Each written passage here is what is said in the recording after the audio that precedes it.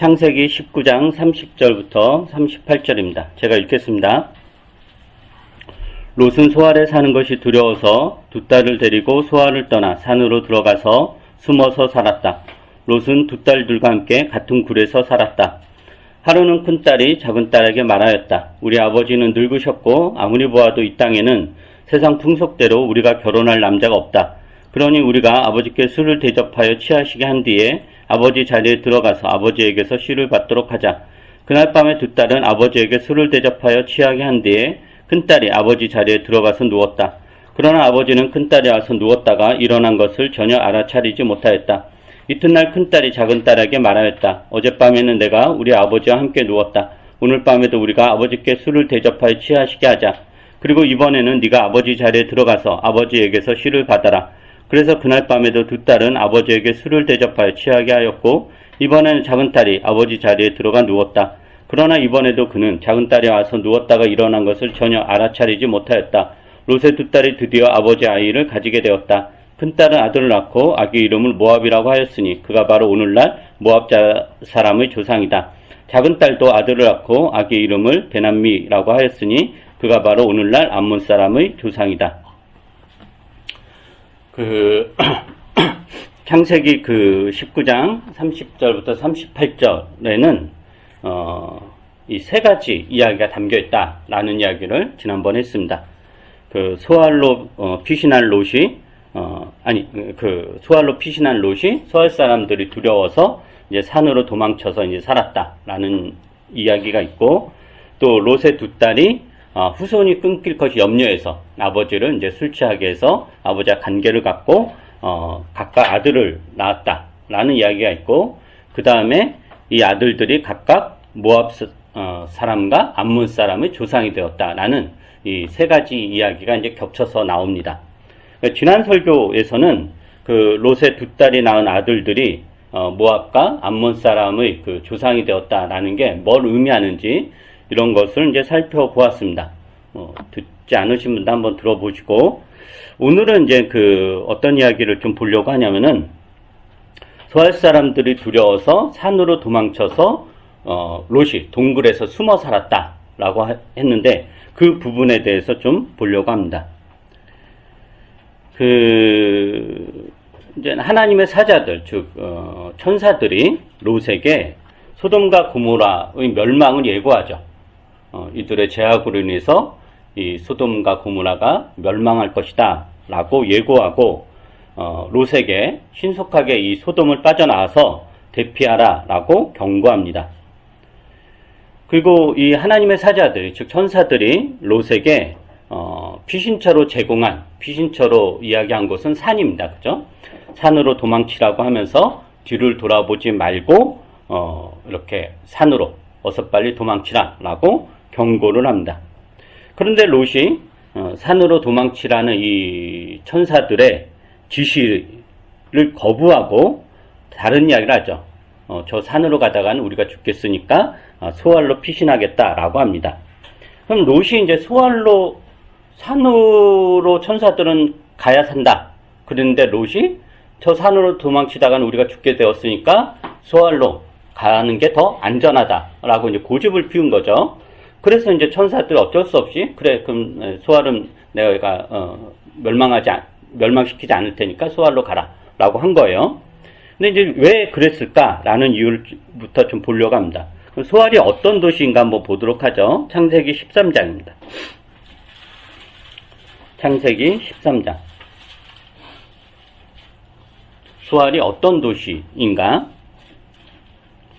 10절부터 13절을 제가 읽어보겠습니다. 롯이 멀리 바라보니 요단 온 들판이 소알에 이르기까지 물이 넉넉한 것이 마치 주님의 동산과도 같고 이집트 땅과도 같았다.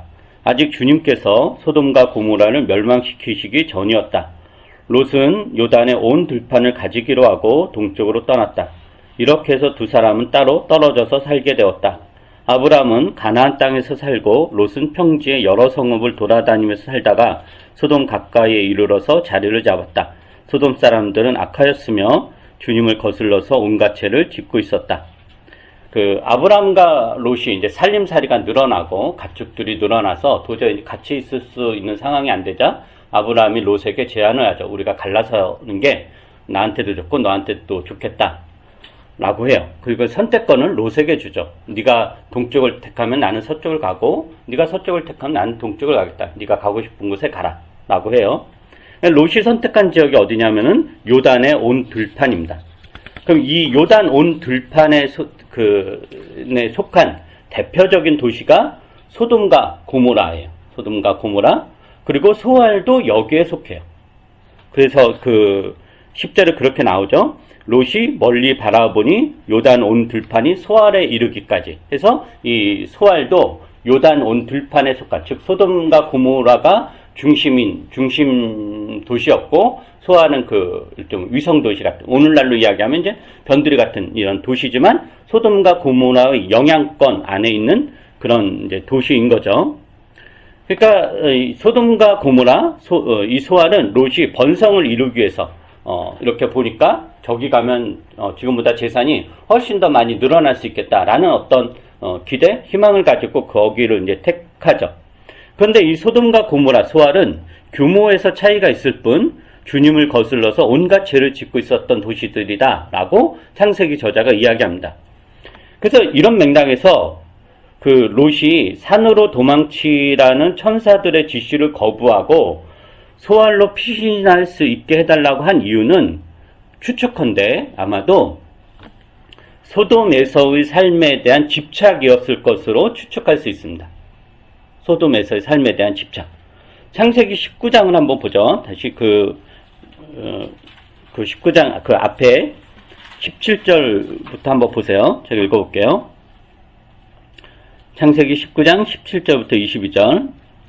그 두 사람이 롯의 가족을 성 바깥으로 이끌어내자마자 그 가운데 한 사람이 롯의 가족에게 말하였다.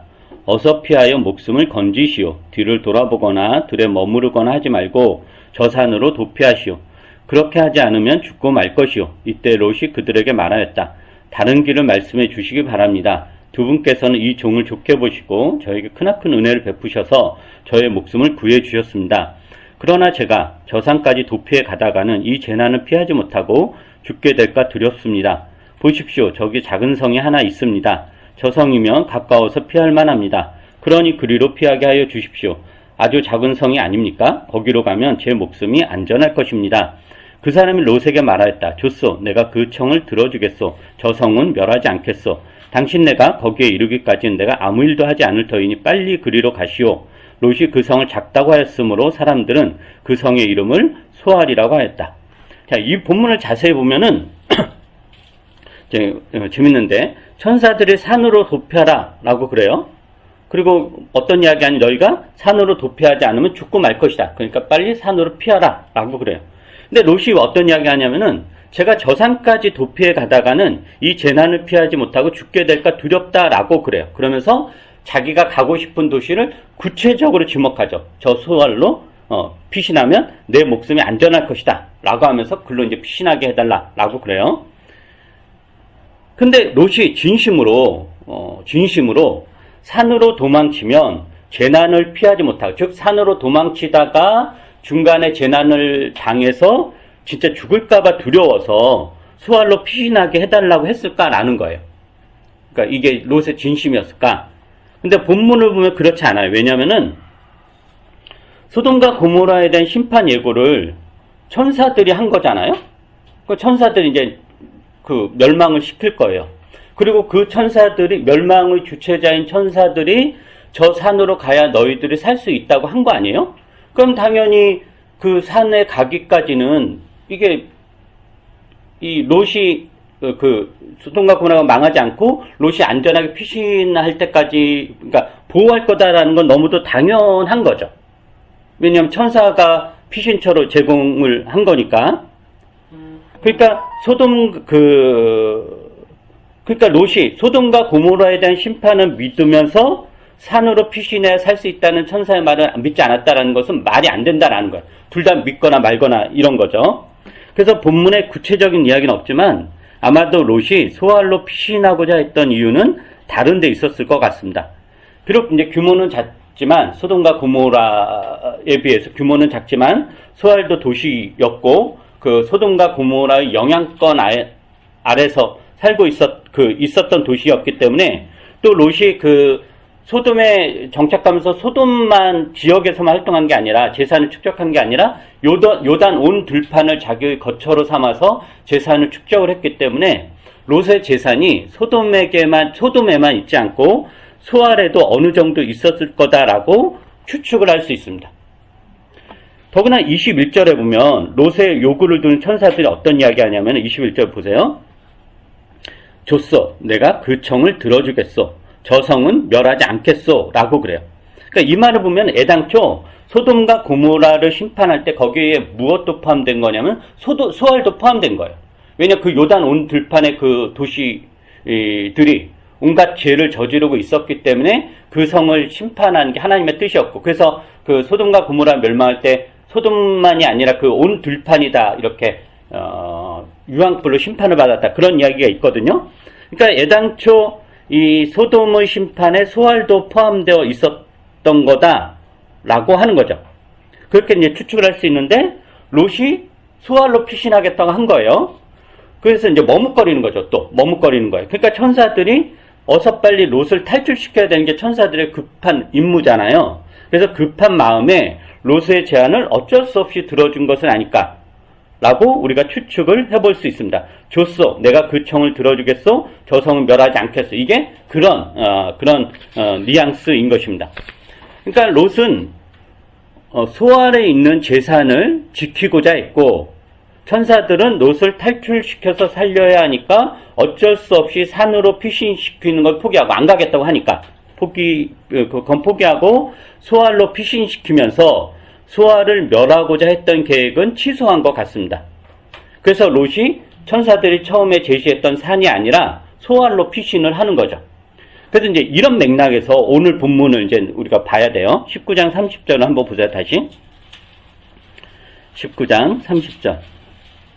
롯은 소알에 사는 것이 두려워서 자기가 이제 살겠다고 피신한 도시였잖아요. 근데 어느 정도의 시간이 이제 흐른 거죠. 그런데 롯은 소알에 사는 것이 두려워서 두 딸을 데리고 소알을 떠나 산으로 들어가서 숨어서 살았다. 롯은 두 딸들과 함께 같은 굴에서 살았다. 그러니까 롯은 소알에 사는 것이 두려웠다라고 그래요. 소알을 피신처로 선택한 건 롯이잖아요.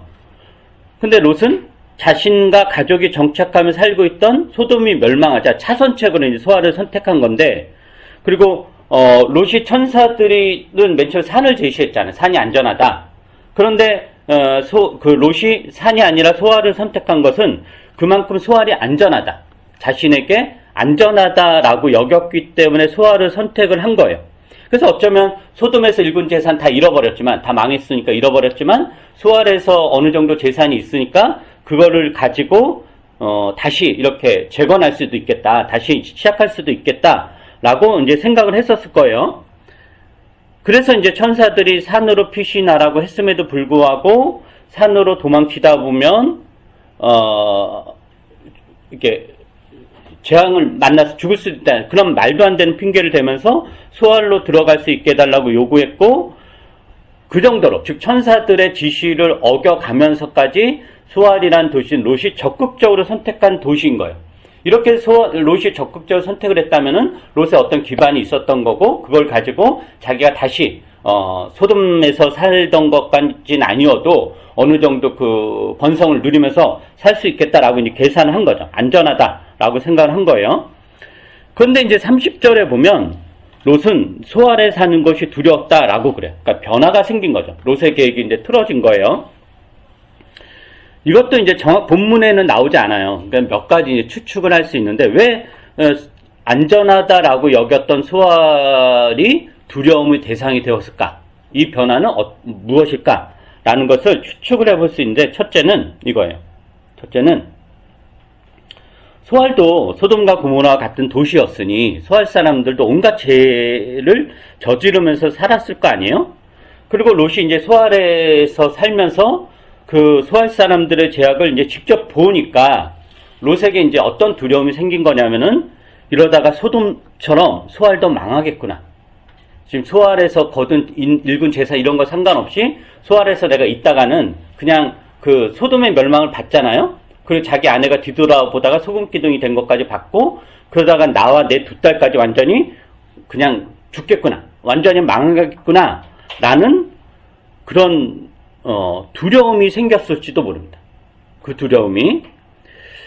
그 다음에 이제 두 번째는 소알 사람들이 롯을 굉장히 학대했을지도 모릅니다. 박대하고 학대하고. 무슨 말이냐면은 소알 사람들, 소알과 소돔과 고모라는 이제 같은 지역에 있어 거의 이렇게 교류가 활발하던 이제 도시였는데, 소돔과 고모라가 멸망했잖아요. 그거를 이제 소알 사람들이 목격을 한 거죠. 그로 인해서 큰 두려움에 이제 집단적으로 소알 사람들이 집단적 두려움에 사로잡혔을 거예요. 우리도 마찬가지 아니겠어요? 우리 만약에 어느 지역에서 막 재난이 일어나서 그 완전히 무너지면, 그 만약 우리가 그 옆 동네에 살고 있었다면 우리도 두렵죠. 우리도 언제 그런 일을 당할까? 그런 상황에서 롯과 그 두 딸만이 소돔에서 살아남은 거예요. 그래서 소돔에서 빠져나와서 소알에 왔죠. 그러니까 이게 반갑냐? 반갑지 않죠. 달갑지 않죠. 어쩌면은 소돔의 재앙을 우리 마을에, 우리 도시에 가지고 온 사람들이라는 어떤 혐오와 비난을 받으면서 살았을 것이고, 심지어 목숨의 위협까지 느꼈을 수도 있고, 소알에 그들이 가지고 이렇게 축적해 놓았던 재산들을 사용하지 못했을 수도 있습니다. 그러니까 이제 소알에서 사는 것이 두려운 거죠. 여기서 살다가 이제 우리가 죽겠다, 이런 두려움. 그래서 그런 두려움이 지금 30절 롯은 소알에 사는 것이 두려워서라는 거에 이제 담겨져 있는 내용입니다. 어찌되었든지 간에 산으로 피신하라는 천사들의 지시를 거절하고 소알에서 살기를 원했던 롯의 계획은 철저하게 실패로 돌아갑니다. 그리고 롯이 어디로 가죠? 산으로 갔다라고 그래요. 그죠? 두 딸을 데리고 소알을 떠나 산으로 갔다. 우리가 상식적으로 생각하면 또 다른 도시를 찾아갈 것 같지 않아요? 아, 이제 소알에선 도저히 안 되겠다. 그럼 또 좀 더 멀리 이렇게 도시로 찾아갈 것 같은데 산으로 갔다. 그리고 산으로 가서 어떻게 했다고요? 숨어서 살았다라고 그래요. 굴에서 두 딸들과 함께 이렇게 살았다라는 거죠. 다른 도시에 가서 살았을 법도 한데, 그럼 왜 롯은 산으로 피신했을까라는 거예요. 오늘 읽은 이 본문에서 창세기 19장 30절부터 38절에 산이 이제 여러 번 나오는데, 이게 이중적 의미가 있습니다. 산이라는 게. 소돔의 멸망을 예고하면서 천사들이 롯에게 산으로 피신하라 라고 그랬어요. 이런 맥락에서의 산은 롯이 소돔이라는 제약이 일상화된 공간에서 완전히 벗어나서 새로운 출발을 할 수 있는 그런 의미에서의 산이에요. 소돔의 제약에서 내가 너를 건져주겠다. 그리고 저 산으로 피신해서 거기서 새 출발을 하라 라는 메시지, 그런 공간으로서의 산이에요. 그렇기 때문에 천사가 롯에게 제안한 산은, 저 산으로 피신하라 그랬을 때 그 산은 제약된 도시에서의 구원이며 새로운 출발을 위한 삶의 새로운 장소인 거죠. 그런데 롯이 천사들의 제안을 거절하고 다시 한번 자신의 욕망대로 소알을 선택해요. 근데 소알에서 아주 처절하게 실패를 하죠. 그리고 이번에는 롯 스스로, 천사가 가라고 한 거 아니잖아요. 롯 스스로 산으로 피신하는데, 근데 여기에서의 산은 새로운 출발이 아니라 두려움에 사로잡힌 철저한 무기력입니다. 아무것도 하지 못하는, 아무것도 할 수 없는 롯의 무기력한 상황을 보여줍니다. 뭐라고 표현되어 있냐면 본문에 소알이 두려워서 산으로 들어가서 숨어서 살았다. 두려워서 숨어서 살았다라는 거. 이게 무슨 새로운 출발, 이게 아니라 그냥 목숨 하나만 부지하면서 숨어서 살았다라고 하는 거죠. 그리고 이러한 롯의 무기력은 두 딸과의 관계에서 정점을 이루어요. 보통 임신을 하고 출산하는 데 있어서 주도권은 누가 갖나요? 이게 뭐 사람마다 다르겠죠. 성경에서는 특히 구약에서는 임신을 하고 출산을 하는 데 있어서 주도권은 여자가 아니라 남자예요. 여자는 수동적이고 남자는 능동적으로 그려집니다.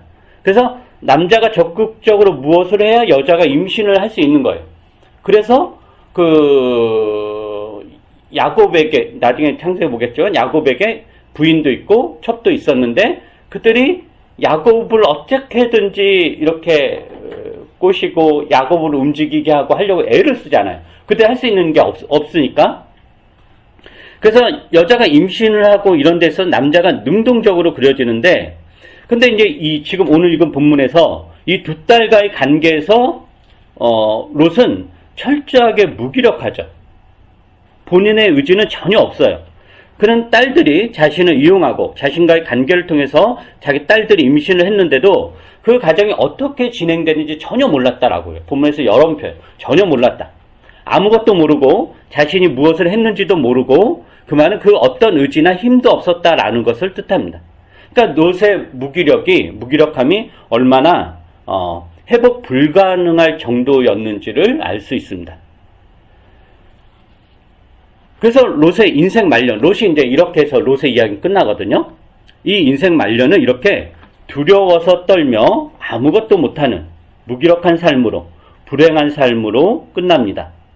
그럼 롯의 인생이 이렇게 비참하게 끝난 이유가 무엇일까?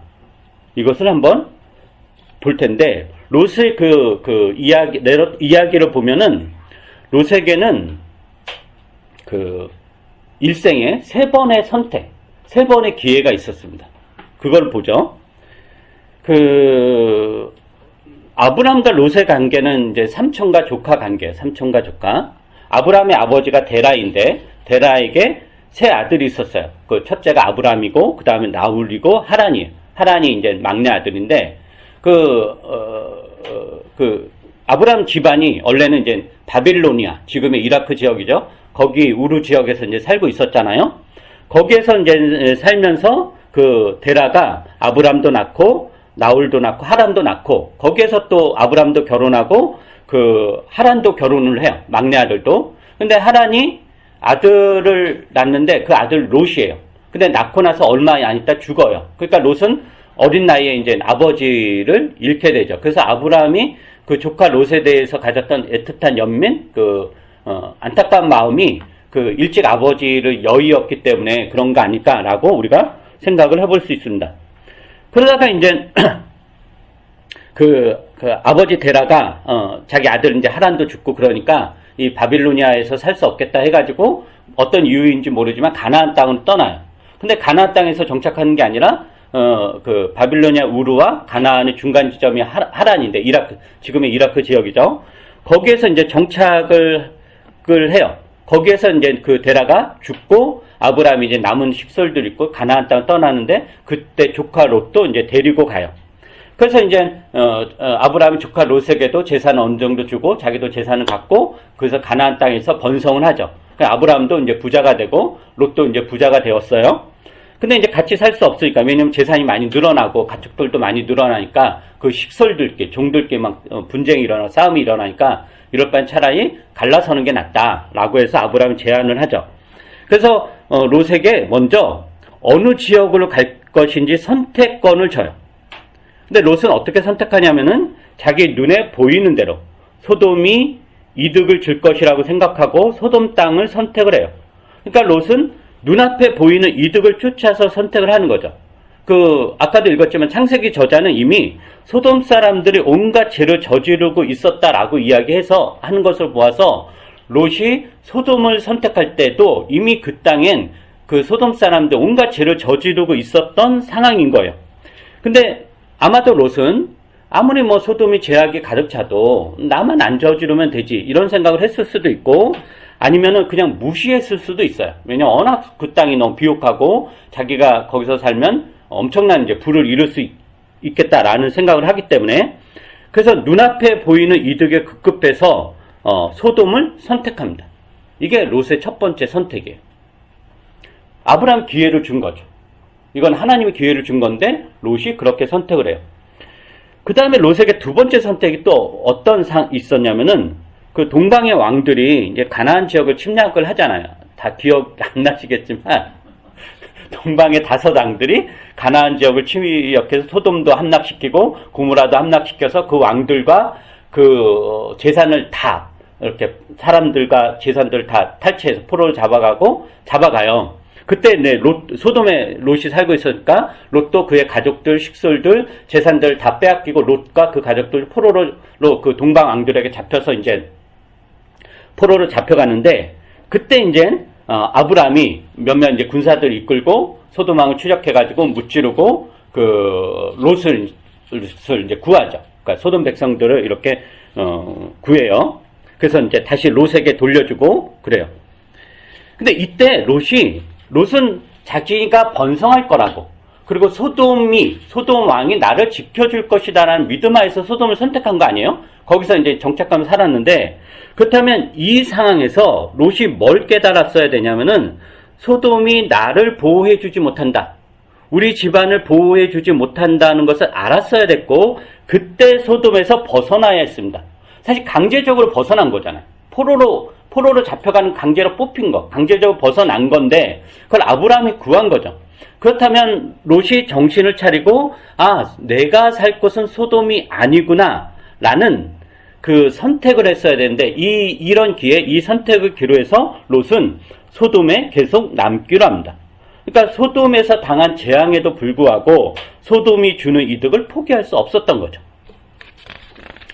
그 다음에 이제 롯에게 세 번째 선택은 이겁니다. 오늘 읽은 본문에서 천사가 산으로 피신하라 라고 했죠. 내가 너를 보호하겠다. 네가 산으로 피신하기까지는 멸망시키지 않을 거다. 분명하게 이야기한 거예요. 산으로 피신하라. 근데 이때도 롯은 어떤 선택을 하냐면은, 지금 자신이 터를 잡고 살고 있던 소돔이 망하고 있는 상황에서도 눈앞에 보이는 이득 때문에 산으로 피신하라는 천사의 제안을 거절하고 소아를 선택합니다. 이 기회를 또 놓치는 거죠. 왜요? 눈앞에 보이는 이득에 급급해서 소아를 선택한 것입니다. 롯이 소돔을 선택하고 또는 소아를 선택한 이유는 단 하나입니다. 더 잘 살기 위해서요. 더 잘 살기 위해서. 더 재산을 많이 쌓고 더 많은 부를 누리고 세상에서 유명해지기 위해서, 생육과 번성을 이루기 위해서 소돔을 선택하고 소아를 선택했을 것입니다. 그러나 그 선택의 결과는 이렇게 처절한 무기력과 불행과 비참함으로 끝납니다. 우리는 여기서 무엇을 배울 수 있을까요? 롯은 하나님을 믿었을 것입니다. 그죠? 하나님에 대한 의식과 감각이 있었을 것입니다. 그래서 소돔에 살면서도 소돔 사람들의 제약에 동참하지 않고 그 제약으로 인해서 날마다 고통했다, 고통스럽다 라고 하죠. 그리고 자기를 찾아온 낯선 사람을 보호하기 위해서 애를 쓰기도 했어요. 그러나 하나님에 대한 그의 믿음은 거기까지인 거예요. 근데 눈앞에 보이는 이득 앞에서는 무기력하죠. 그래서 그는 하나님의 뜻보다는 자신의 지식과 지혜와 자신의 선택을 믿습니다. 그리고 그 기준은 뭐냐? 철저하게 눈앞에 보이는 이득입니다. 하나님을 믿는다는 것은 무엇일까요? 하나님이 계시다, 하나님이 존재한다 라는 것을 믿는 것이 하나님을 믿는 것이 아닙니다. 하나님을 믿는다 라는 것은 하나님이 나보다 더 내 인생에 대해서 더 잘 아시며, 내가 내 인생에 대해서 하는 것보다 하나님이 더 많이 하신다는 것. 나는 겨우 일주일 앞을 내다보며 계획하고 선택하지만 하나님은 우리 전 인생을 보면서 계획하고 말씀하시고 선택을 요구하신다라는 것을 믿는 것입니다. 이게 하나님을 믿는 것입니다. 내 인생에 대해서 나보다 하나님이 더 오르십니다. 이 세상에서 잘 먹고 잘 사는 것도 중요하고 그것을 하나님도 원하시지만 하나님은 그것을 내 선택에 맡기지 않으시고 하나님이 당신이 하신다라는 것입니다. 그것을 믿는 것입니다.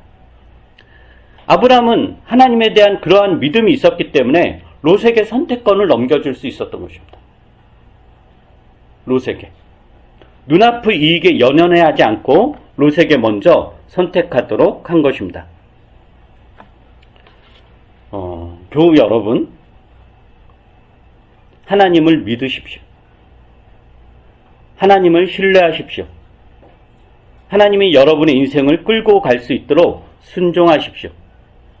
눈앞에 보이는 이득 때문에 전전긍긍하지 마시고 그것을 쫓느라 소중한 것을 버리는 잘못을 범하지 마십시오. 눈앞에 보이는 이득에 정신이 팔리면 아무것도 보이지 않습니다. 롯의 길을 가지 말고 아브라함의 길을 가십시오.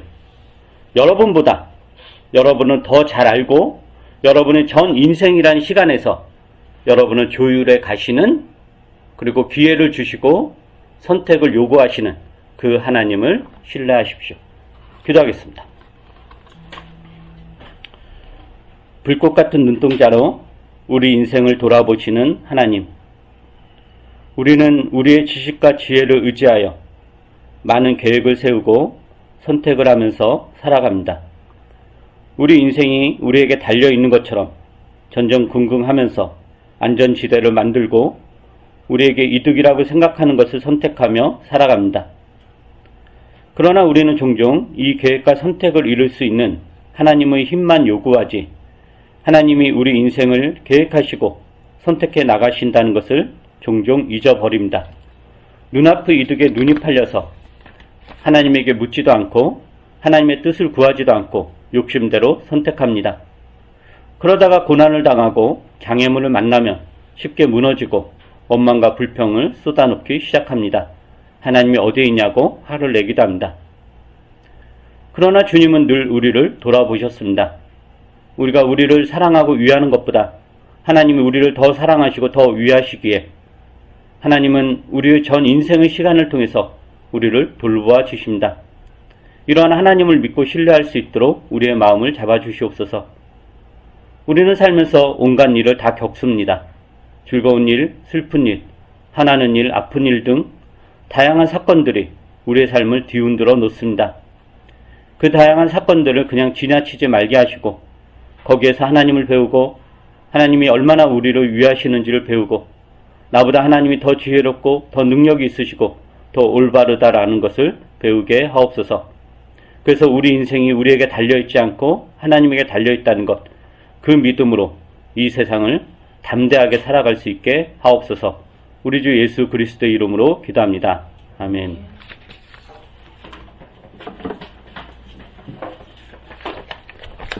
찬송가 543장을 하도록 하겠습니다. 마지막 절은 일어나서 하시겠습니다.